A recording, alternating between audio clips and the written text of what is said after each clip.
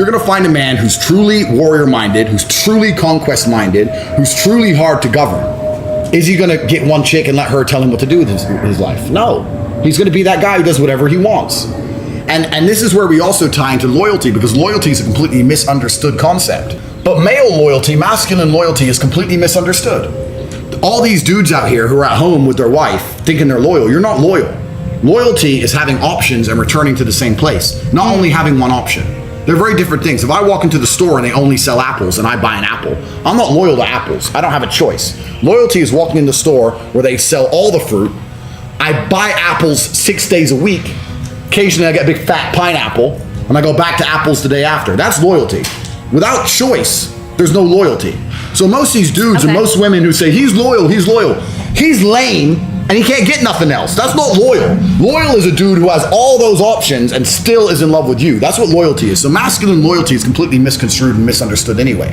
The truth is about most of these dudes who talk about being loyal, they couldn't get something else if their life depended on it. Nobody wants it. So when I talk about a man having multiple women, I'm not even saying he's gonna be a disloyal man. I know a lot of men. We don't have to talk about me.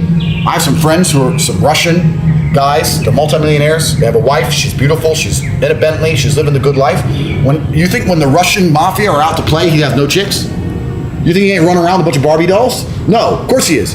But he goes home to his wife, and his wife's like, he can do what he wants. I don't care about them. I have the family. I have the kids. And she's smart and he's smart and it's a happy environment. Only here in the West are you going to try and find a mafia boss and say, you're not allowed to do that. Come on, he's a G.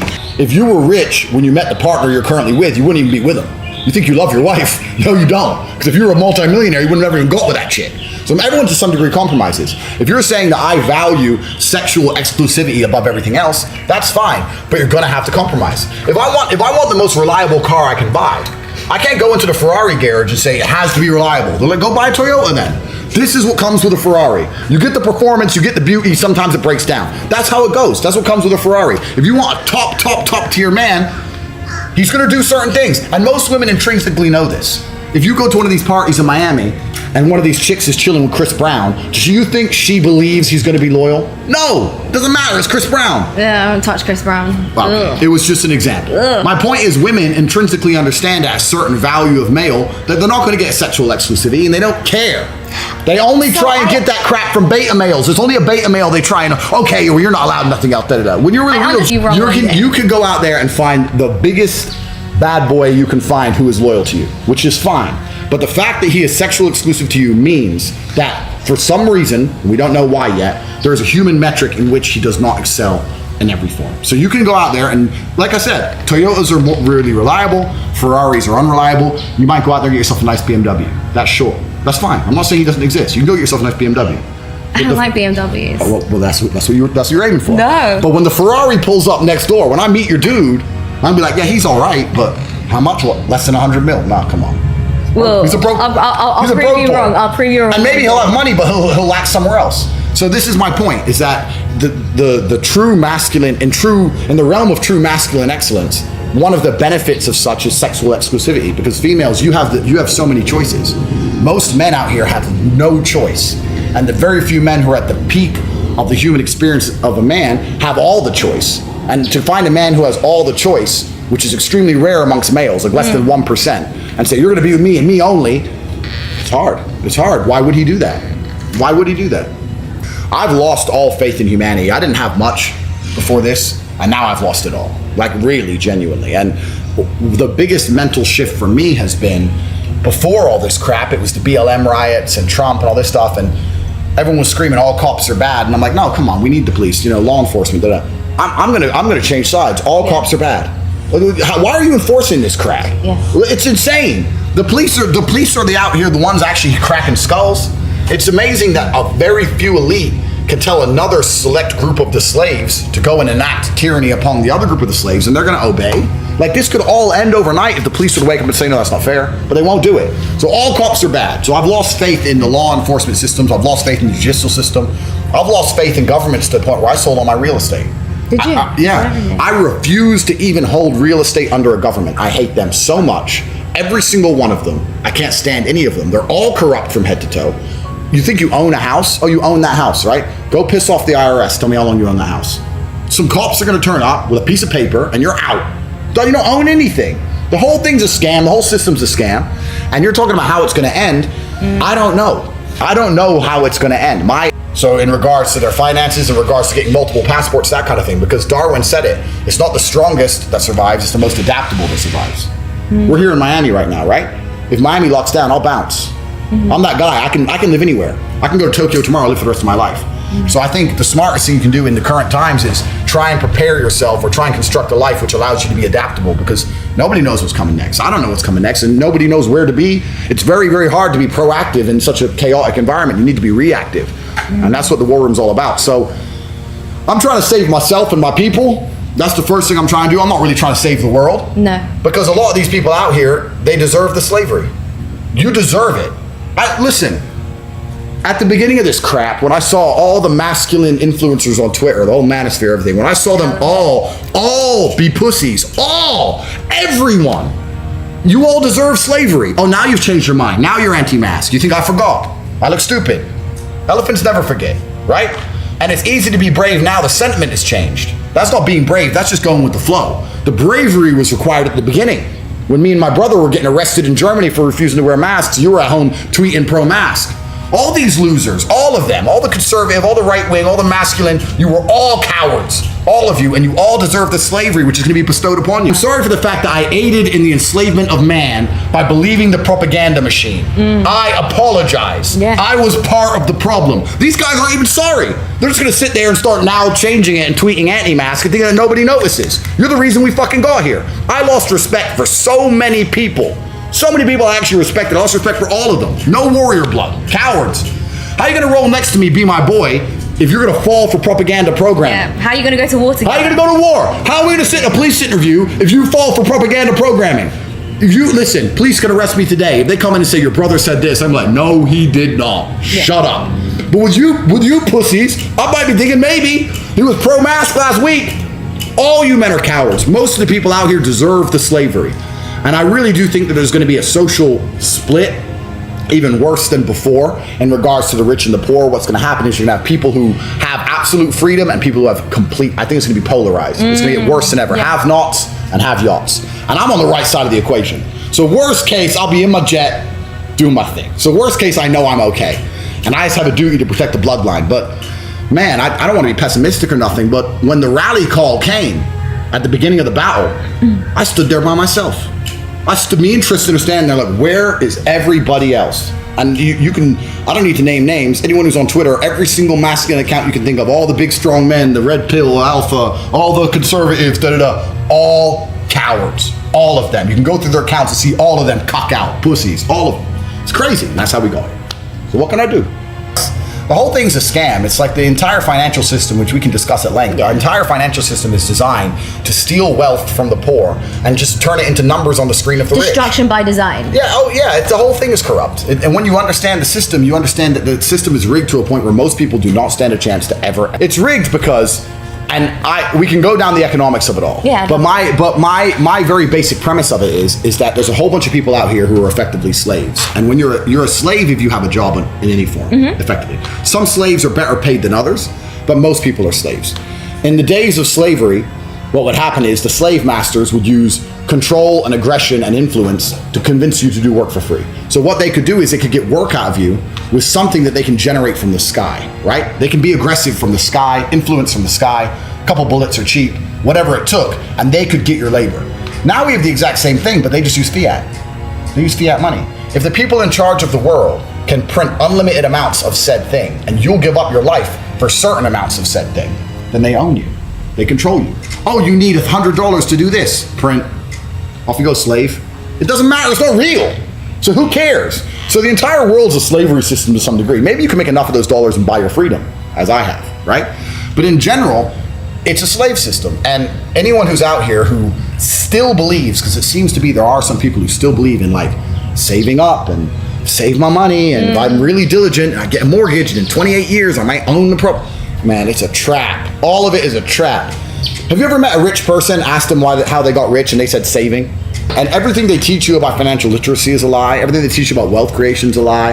Everything they teach you about what you're supposed to do with your money and how you're supposed to think is a lie. They get your... I've always, my entire life, So my father was a chess grandmaster. I was a chess player. So at the age of 5, I was Indiana State chess champion. And when I was 8, I was on my way to becoming a FEDE master. So I was one of those child chess geniuses.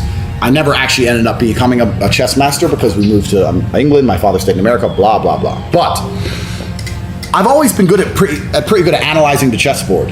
And even from a very, very young age, I just understood, and I don't know exactly where I got it from. I understood the world is a scam. All of it. We live in a world now where everything is corrupted. I was saying this to someone the other day. There is nothing fair or just about the world anymore. Every single system, from the police to the judges to the governments, the tax, even the World Health Organization, even the doctors, all of it is corrupt. Head to toe, all of it is corrupted. All of it. So the whole thing is a scam. And I like to think I hold the record, because at the very, very, very beginning of lockdowns, all the people now who are anti-mask and anti-lockdown, they all complied. They all cupped out and got scared. Ooh, the cold. And me and my brother, we put it on Twitter, you have to timestamp. Within 3 seconds of this garbage, we're on planes flying to Sweden and Belarus, because they're the last countries without lockdown. And that's basically because we took the brave choice. My brother and I sat there and had a conversation. We said, me and my brother concluded, well, we don't know what to do, so let's take the bravest possible choice. Because you can't hide from a disease. It's going to be here forever. It's going to get us eventually. So let's make the bravest choice. Let's die like men. Let's charge at the gunfire. Because we're not cowards. Turns out we went to Sweden for 2 months in a wide open country, partying nonstop while everyone else was locked in their houses, and we realized, oh, everything's fine. Now, if every other man did that exact same thing, we wouldn't be where we are 2 years later. The reason we are suffering because we are suffering, suffering the way we are suffering, is because of the monumental cowardice of man.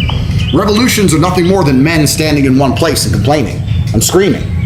Can't even get men to do that anymore. Too busy. They're too busy. They're at home with the kids. Oh, my wife said it's my day to babysit. But it's more. Peppa Pig. It's more than that. No, it's so. I might stop making sense forever. I feel like I've made too much sense. My whole life's been making sense.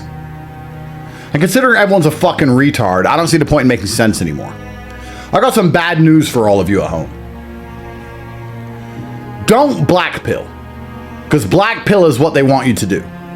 However, you must be aware of something. Let me tell you the truth about the world. The world will always be hierarchical. And you have this fantasy in your mind that the elites are oppressing the common man, and the common man will rise up and free itself from the slavery, free themselves from serfdom. But that will never happen, because the universe is actually fair, and most slaves deserve to be slaves, and most serfs deserve to be serfs. They deserve it. There are hundreds of thousands of men cheering for the World Cup, but they won't ever cheer to save their own nations or stop their daughters from being raped. These people deserve slavery.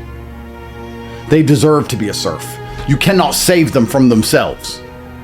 Every time I see a World Cup crowd, every time I see a concert of hundreds of thousands of men going, yeah, yeah, and then your nation burns and nobody gives a shit, I realize that these people deserve slavery. So your goal is not to free the common man from the matrix. Your goal as an individual is to become the person who's in charge of the slaves. It's hierarchical. Your goal, if you're watching this show, shouldn't be to break the chains and free the common man in society, because they deserve chains. In fact, the world's better when they have chains. The world's better when these people don't know anything and don't think. The last few years has shown us what happens when fucking retards try and think. It gets worse. It's better when they live in ignorance. It's better when they're picking cotton. It's better when they're fucking at concerts and at the World Cup while their nations burn. You just need to be the guy who's in charge of the burning. That's how the world works. There will be 95% of people who are slaves and peasants and retards, and 5% of people who are in charge of it. And it is your job to go from the slave class to the 5% at the top. Don't try and free the slaves. It isn't going to work. And if you're watching this show, you're already on the right path. And that's what I teach you how to do. I don't teach how to make the world easier. I'm not some fucking dickhead saying, we need social economic programs and we need to make the world more easy so everyone can have money and the world's more fair. Fuck that. What I teach you is how to win. I say the world is difficult and hard, but you can win if you dedicate yourself. You can win because the difficulty prevents others from trying. You can win if you rewire your mind so that you're dedicated when others are not, so that you're motivated when others are not. So if you keep trying when others won't try, then you can win, which allows you to be king, because then you get to be rich and famous and important, and they're stuck a slave. That's how the world works. There's always been kings.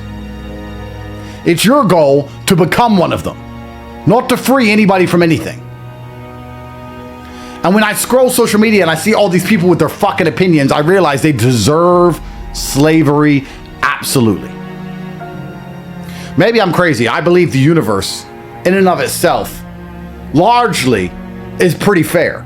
If you're a fucking slave, you deserve to be. And if you're rich, you probably deserve to be. You deserve to be rich because you were smarter or more cunning or more ruthless than your opponent. Whatever it is, you pulled something off. All these slaves at the World Cup match, when their daughters are fucked by a grooming gang, they won't go outside and protest. But they'll go and cheer and protest and pretend to row a boat like the fucking Dutch for a shit football game. And they wonder why they lose their nations. Well, then you don't deserve a nation. If you're not going to defend it, then you don't deserve it. If you're not going to stick up for it, then you don't deserve it. If you're not going to protect your daughter, you don't deserve one. These people don't deserve anything other than what they've got.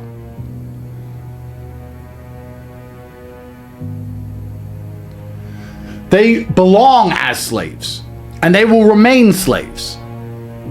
So don't try and free them, and certainly don't ally with these people. You don't want to talk with these people. You don't want to be these people's friends. If your friends are the kind of people who go to World Cup games, when your daughter gets raped by a fucking migrant, you think they're going to come protest? No, they're busy that day. They're not busy for the football, but they're busy to protect your daughter. These are useless scum. Concerts are full of fucking scum. Stadiums are full of fucking scum. Fuck these people. Find the 4 or 5 guys ready to die beside you. That's what the war room's about. Finding 4 or 5 men who are ready to go to battle with you, beside you. That's the whole point of it. And I'm lucky because I have hundreds. That's the only reason I've escaped my problems. That's the kind of friendship group you need to be building. And that's the kind of man you need to be. Because you don't get friends that way unless you are the type of friend who would do it for them. You get what you give. So I'm not blackpilling, I'm realistic. The power structure, which is currently in charge of the slaves, is having a fantastic fucking time. They're printing free money. They're building islands. They're buying yachts. They're fucking fresh pussy every day. They're not stressed about anything. You think they're stressed about the fucking election or the midterms? They don't give a fuck about any of this. They're winning. You need to find a way to fucking win. Freeing the slaves isn't going to help you. No matter how good you are to the slaves, they will always be bitter peasants. Peasants are spiteful, horrible creatures. Look what they did to Gaddafi. He took care of his people for 50 years. And the second the peasants were free, what did they do? Murder him in the street. Don't free the slaves. Rule the slaves. That's your goal. Your goal isn't to wake everybody up. Your goal is not to sit on Twitter and say, it's the Jews, it's the Jews, oh, the Jews. Why the fuck are you waking people up for? It's your job to fucking win. It's your job to win. If the Jews have everyone working for them, then make all the Jews work for you. Win.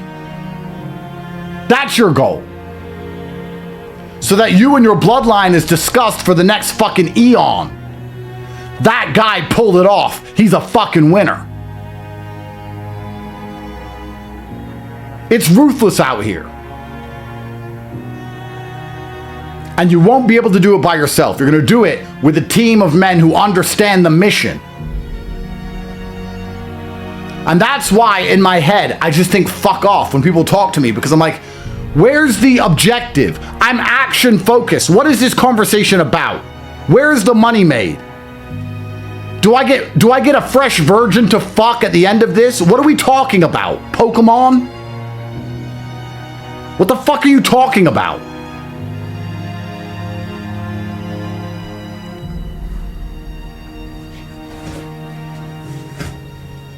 Most of you are not trying to conquer anything. You wonder why you go through life feeling like a fucking peasant. It's because you're not trying to become the king. What are you trying to conquer? Are you trying to conquer your woman's heart? Are you trying to conquer her mind? Are you trying to conquer land? Are you trying to conquer a company? Are you trying a hostile takeover? Where's your money? What's your resource? What are your weapons? Who's on your team? What are you trying to conquer? If I ask you that question right now, what are you trying to conquer? You don't even have an answer for me. Have you conquered your will? Have you conquered your own mind? Can you go without eating? Can you go to the gym every single day for a year and not miss a day no matter what? Can you stay awake for 3 days in a row and skip sleep? Have you even conquered your own impulses? The second you feel hungry, you put food in your mouth like a fucking baby. The second you're tired, you go to sleep like a fucking baby. The second you feel something, you do it like a fucking child. You haven't conquered your own will. You haven't conquered your own mind. You have no idea what you're trying to conquer externally. How will you be a king without conquest? That's the entire point of life as a man, is to find something to conquer and take it. My girl said to me the other day, do you want to go to Japan? I said, no. She said, why not? I said, because you want to go and look at temples. I don't want to go and look at temples unless they're going to be mine. Unless I'm going to go and take them and rename them. I'll go to Japan to take something. Am I going to get paid? If I get paid to go to Japan, I'll go. If I get to take a temple and rename it Tate Temple, I'll go. I don't want to look at someone else's shit, to be honest. Couldn't care less. Not interested in things that aren't mine or have no prospect of being mine. I'm here to win. That's it. I don't see what else I'm supposed to be alive for besides winning. That's it. So that's today's task.